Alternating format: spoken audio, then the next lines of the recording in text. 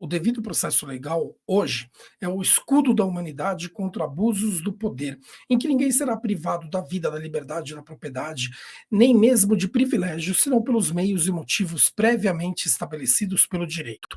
Depois dos eventos do 11 de setembro, lá nos Estados Unidos, nós tivemos um período em que foi muito cogitada a ideia do direito penal do inimigo, ou seja, se os inimigos não respeitam os nossos direitos, por que nós vamos respeitar os direitos deles?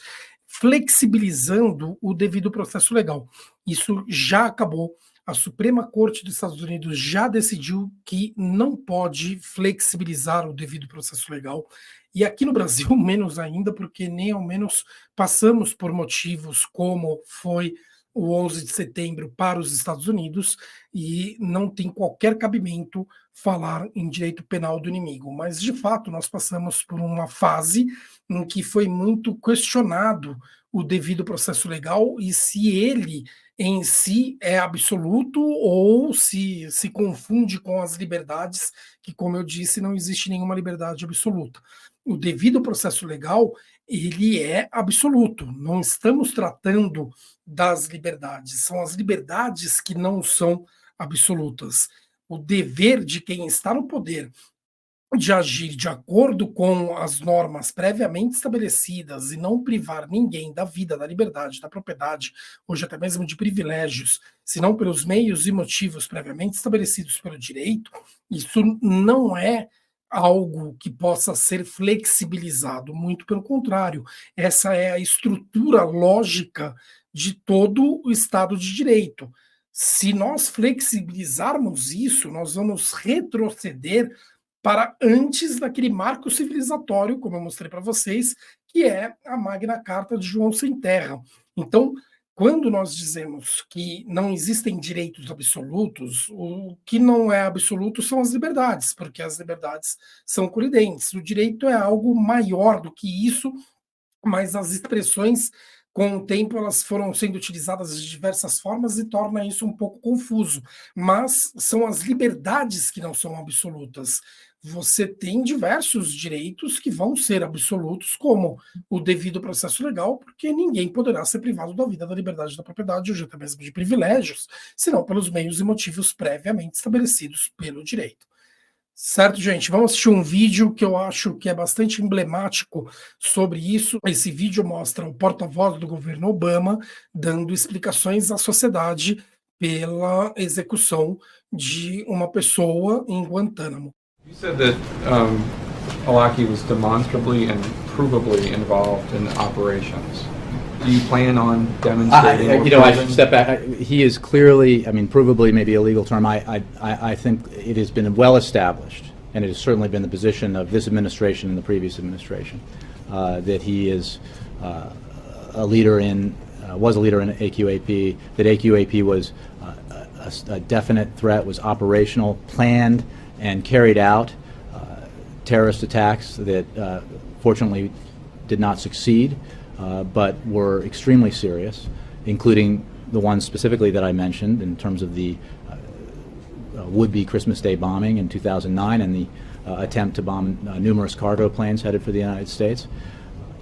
And he was obviously also an active recruiter of al-Qaeda terrorists. So I don't think anybody in the field would dispute any of those assertions.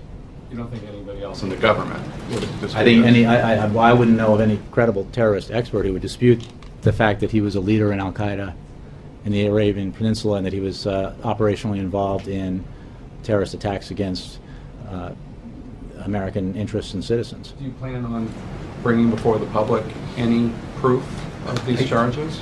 Again, the question makes us, it has been embedded within it assumptions about the circumstances of his death that I'm just not going to address. How on earth does it have? What is it? I really don't understand. He's dead. You were asserting that he had operational control of the cargo plot and the Abdul Muttalib plot. He's now dead. Can you show us, or the American people, or has a judge been shown? Well, again, Jake, I'm not going to go any further than what I've said about the circumstances of his death and I don't even understand how there's the not. case against them, which, again, you're linking, and I think that, No, you said that he was Jay. responsible for these things. yes, but again, Is there going to be any evidence presented? you know, I don't have anything for you on that.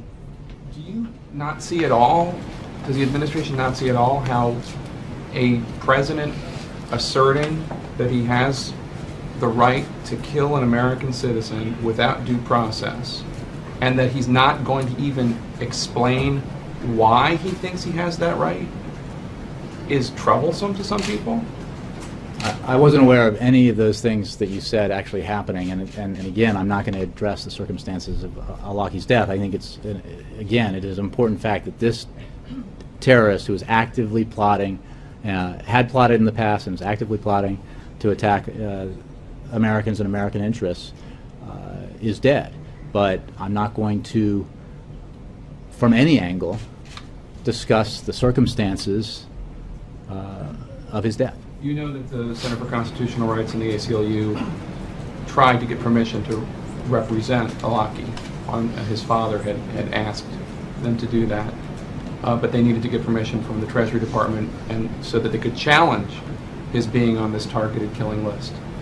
And the administration, the Obama administration, refused to let them represent him. To not even, he couldn't even have the ACLU representing him.